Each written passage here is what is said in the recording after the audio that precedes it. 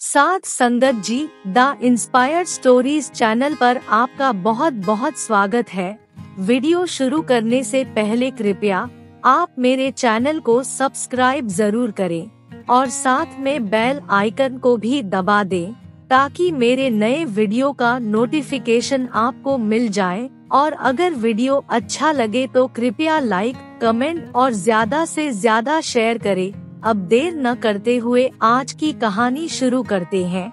साथ संगत जी, आज की ये कहानी बहुत ही दिलचस्प और रोमांचक है। क्या होनी कभी टल सकती है? क्या होनी हमेशा होकर ही रहती है? अगर आप ये सब कुछ जानना चाहते हैं तो कृपया वीडियो में अंत तक जरूर बने रहे। अब देर न करते हुए कहानी शुरू करते हैं। बहुत पुरानी बात है। एक गांव में एक बहुत बड़ा ज्योतिषी रहता था।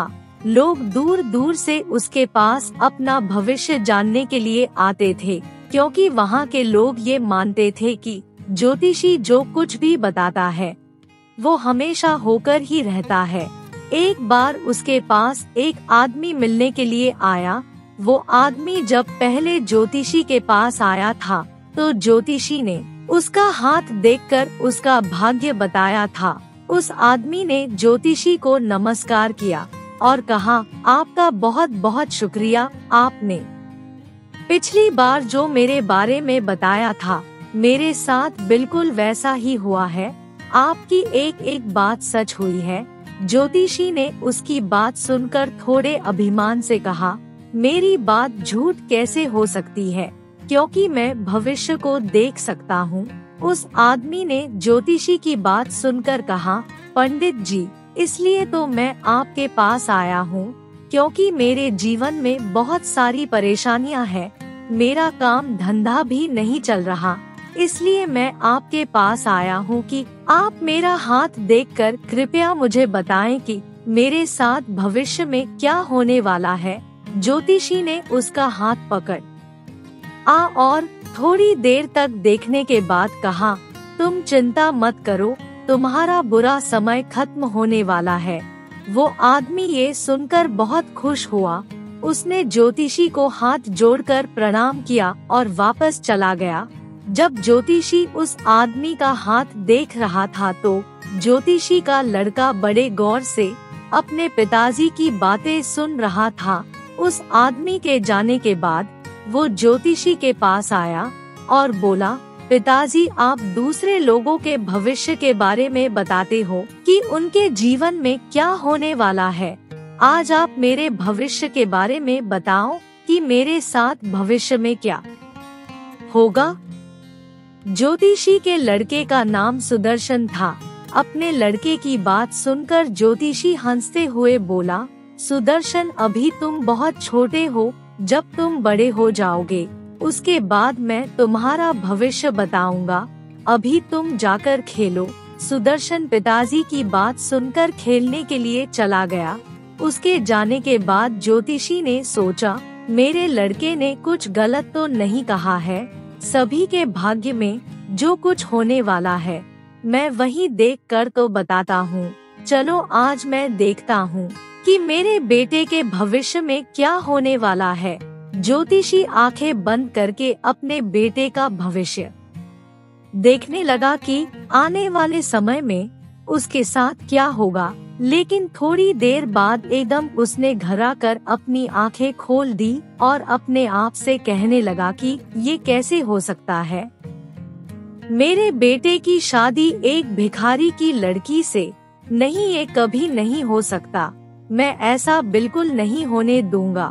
मैं अगर भविष्य देख सकता हूँ तो भविष्य को बदल भी सकता हूँ। जब वो ये बातें कर रहा था तभी ज्योतिषी के घर के दरवाजे पर एक महात्मा जी खड़े हुए बड़े ध्यान से उसकी बातें सुन रहे थे।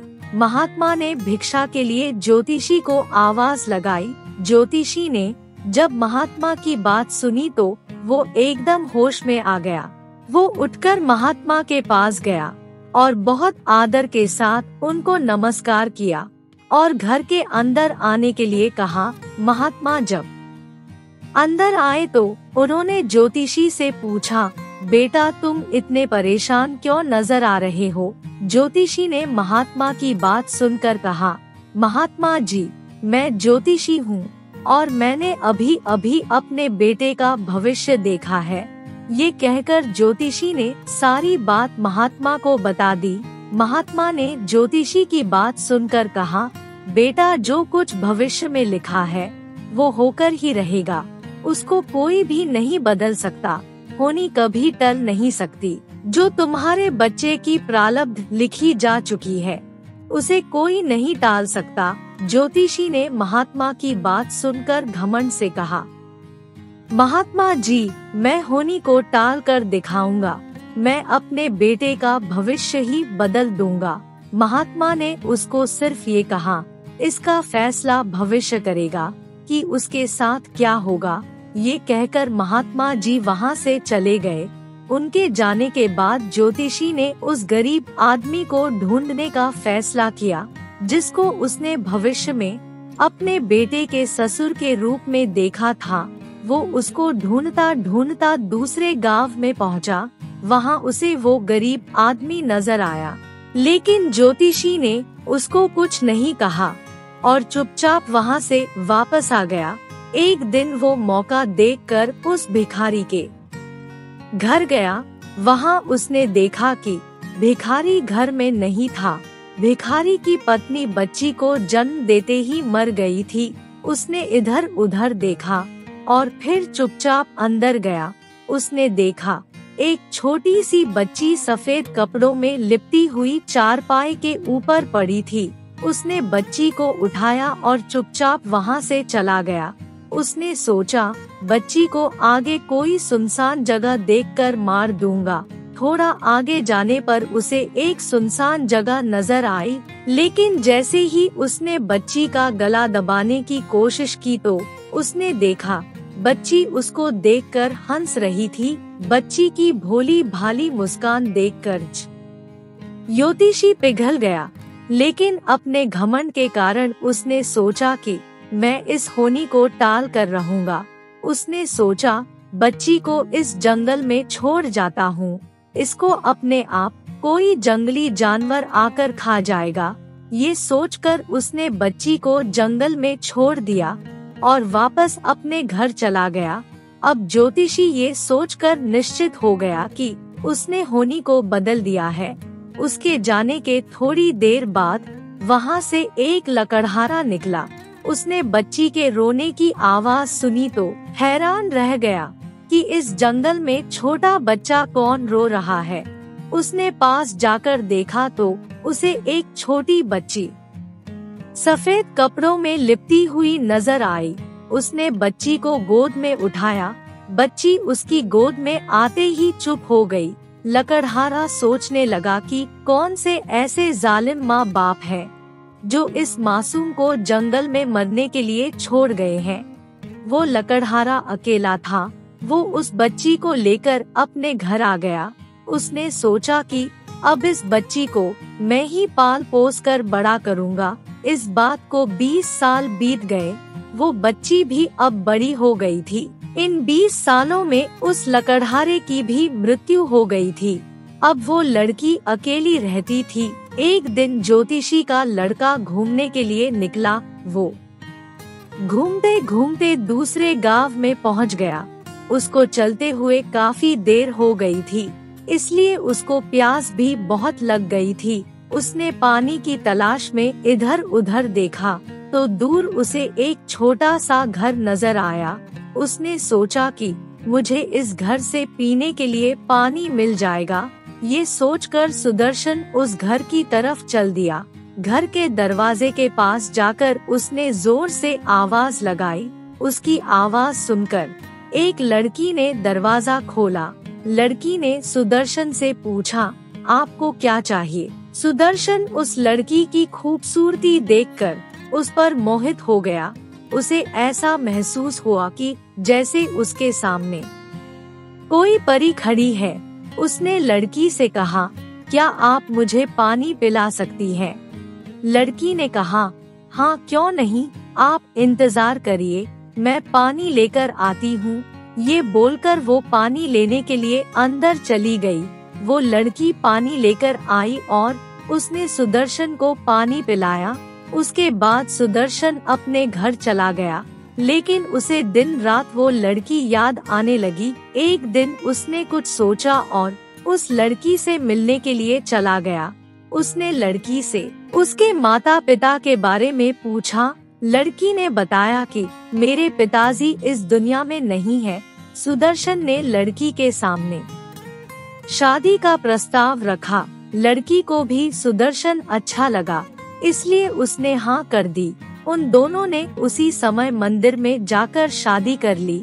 शादी करने के बाद सुदर्शन उस लड़की को साथ लेकर अपने घर पहुंचा। जैसे ही ज्योतिषी ने दरवाजा खोला, बाहर उसे सुदर्शन और एक लड़की नजर आई। लड़की की मांग में सिंदूर था। वो ये देखकर समझ गया कि उसके लड़के ने शादी कर ली है। उसने सुदर्शन को डांटते हुए कहा, अरे बेवकूफ, ये तुम किसको लेकर आए हो?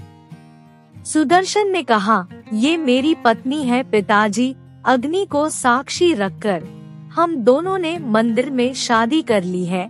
ज्योतिषी ने लड़की से पूछा, तुम्हारा नाम क्या है बेटी? उसने कहा, पिताजी मेरा नाम मल्लिका है। उसके बाद ज्योतिषी ने उससे पूछा, तुम्हारा घर कहाँ है और तुम्हारे माता पिता कौन है? मल्लिका ने कहा, मेरा घर नदी के किनारे पर है और मेरे पिताजी लकड़ी काटने वाले लकड़हारे हैं। उन्होंने मुझे पाल पोस कर बड़ा किया है। ज्योतिषी ने पूछा, पालने वाला पिता मतलब? मल्लिका ने कहा, उन्होंने बताया था कि आज से 20 साल पहले उन्होंने मुझे जंगल से उठाया था। जब मुझे वो लेकर आए थे तब मैंने सफेद कपड़े पहने हुए थे और उसके बाद उन्होंने ही मेरा पालन पोषण किया है। ज्योतिषी उसकी बात सुनकर सोचने लगा, आज से 20 साल पहले जंगल में सफेद कपड़े में लिपटी हुई बच्ची। उसको सब समझ में आ गया। वो समझ गया कि ये वही भिखारी की लड़की है जिसे वो जंगल में मरने के लिए छोड़ आया था। लेकिन उस समय वो कुछ नहीं बोला। उसने तय कर लिया कि मैं इस होनी को टाल कर ही रहूंगा, चाहे इसके लिए मुझे कुछ भी करना पड़े। उसने सुदर्शन को कहा, आज तुम दोनों अभी आराम करो और बहू कल मुझे तुमसे कुछ जरूरी बात करनी है। मल्लिका ने कहा, ठीक है पिताजी। ये कहकर दोनों अंदर चले गए। अगले दिन ज्योतिषी मल्लिका को लेकर नदी के किनारे पर चला गया। मल्लिका ने उससे पूछा, पिताजी आप मुझसे क्या बात करना चाहते हैं? ज्योतिषी ने कहा, तुम्हें मेरे बेटे से दूर जाना होगा। मैं तुम्हें अपनी बहू स्वीकार नहीं कर सकता। मल्लिका ने पूछा, पिताजी मेरी इसमें क्या गलती है? हम दोनों आपस में प्रेम करते हैं, इसलिए हमने शादी की है। ज्योतिषी ने कहा, अगर तुमने मेरी बात नहीं मानी तो मैं तुम्हें जान से मार दूंगा। मल्लिका उसकी बात सुनकर डर गई और कहने लगी, नहीं आप मुझे मत मारो, मैं चुपचाप यहाँ से चली जाऊंगी। ज्योतिषी ने उससे कहा, तुम अभी यहाँ से चली जाओ। मल्लिका ने कहा, मैं अभी चली जाऊंगी और आपसे वादा करती हूँ कि आज के बाद मैं आपके बेटे से कभी नहीं मिलूंगी। ज्योतिषी ने उसको जाते हुए देखकर कहा, ये देखो मेरे हाथ में एक अंगूठी है। जब तक तुम ये अंगूठी खोज कर नहीं लाओगी तब तक तुम मेरे बेटे से नहीं मिलोगी। ये कहकर उसने वो अंगूठी नदी में फेंक दी। उसके बाद उसने मल्लिका को जाने के लिए कहा। मल्लिका चुपचाप वहाँ से चली गई। मल्लिका ने सोचा, अब मैं अपने गांव में जाकर क्या करूँगी, इसलिए ये सोचकर वो शहर में काम के लिए भटकने लगी। उसने एक घर का दरवाजा खटखटाया। दरवाजा एक बूढ़े आदमी ने खोला और उससे पूछा, तुम्हें क्या चाहिए बेटी? मल्लिका ने कहा, मुझे काम चाहिए। मैं इस दुनिया में बिल्कुल अकेली हूँ और मेरे पास रहने के लिए जगह भी नहीं है। अगर आप मुझे काम और रहने के लिए जगह देंगे तो आपकी बहुत कृपा होगी। मल्लिका ने कहा, मैं खाना बहुत अच्छा बना लेती हूँ। बूढ़े आदमी ने कहा, ये तो बहुत अच्छी बात है। हमें खाना बनाने वाले की वैसे भी जरूरत है। ये कहकर उसने मल्लिका को अंदर आने के लिए कहा। उसने मल्लिका से कहा, तुम कल से ही घर में खाना बनाने का काम शुरू कर देना। इस तरह मल्लिका उसके घर में काम करने लगी। इस बात को काफी दिन हो गए। एक दिन बूढ़े आदमी ने कहा, बेटा तुम तो बहुत अच्छा खाना बनाती हो। कल हमारे घर में कुछ मेहमान आ रहे हैं।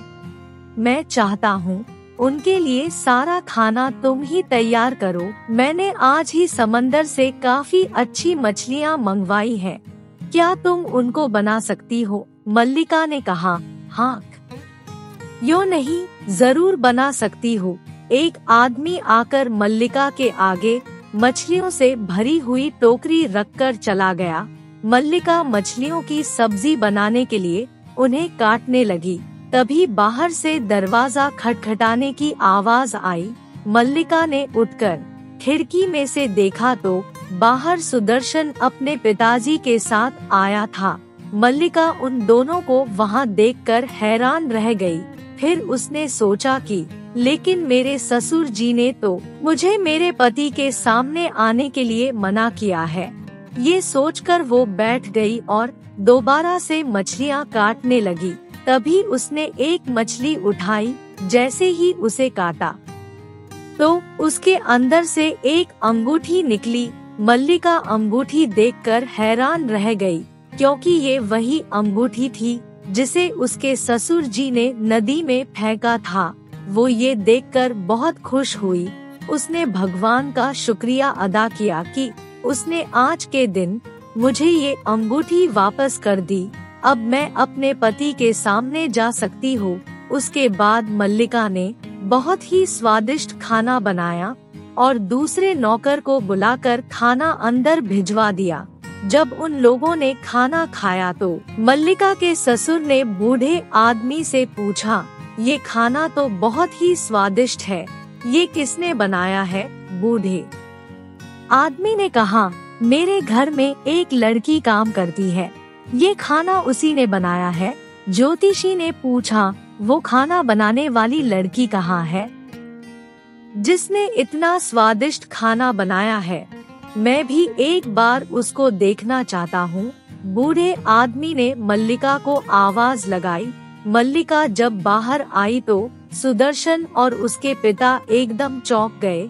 सुदर्शन ने उसको देखकर कहा, तुम जिंदा कैसे हो? पिताजी तो कह रहे थे कि तुम पहाड़ से नीचे गिरकर मर गई हो, फिर तुम यहाँ कैसे पहुँच गई? ज्योतिषी ने उसको देखकर कहा, मैंने तुम्हें कहा था कि। तभी एकदम मल्लिका बोल पड़ी। उसने अंगूठी निकालकर ससुर जी के सामने रख दी। वो लोग जिनके घर में आए थे वो इन सब बातों को सुनकर हैरान हो रहा था। उसने पूछा, तुम लोग कैसी बातें कर रहे हो? मुझे कुछ समझ में नहीं आ रहा, क्या हो रहा है यहाँ पर? सुदर्शन कुछ बोलने लगा तो लेकिन उससे पहले ही ज्योतिषी ने कहा, तुम चुप रहो, मैं सब बताता हूँ। उसके बाद ज्योतिषी ने शुरू से लेकर आखिरी तक सारी बात बता दी। पूरी बात सुनने के बाद सुदर्शन को बहुत गुस्सा आया। उसने कहा, पिताजी, मैं आपके बारे में ऐसा सोच भी नहीं सकता था कि आप मेरे साथ ऐसा करेंगे। ज्योतिषी ने कहा, बेटा मुझे माफ कर दो, मुझसे बहुत बड़ी गलती हो गई। मैं होनी को बदलने चला था, मैं अपने अहंकार में अंधा हो गया था। मैं ये भूल गया था कि होनी का लिखा कभी नहीं बदल सकता। उसके बाद ज्योतिषी ने मल्लिका और सुदर्शन से माफी मांगी और उनको हंसी खुशी अपने घर ले गया। साध संगत जी, इस कहानी से हमें ये शिक्षा मिलती है कि जो कुछ हमारे जन्म के समय लिखा जा चुका है वो कभी नहीं बदल सकता। होनी हमें अपनी जगह पर अपने आप ले जाती है। हम चाहे जितने भी मर्जी कोशिश कर ले उससे भागने की, इसलिए हमेशा ये याद रखो कि होनी होकर ही रहेगी। साध संगत जी, अगर आपको ये कहानी अच्छी लगी हो तो कृपया लाइक, कमेंट और शेयर जरूर करें। आपके प्यार और स्नेह के लिए बहुत बहुत धन्यवाद।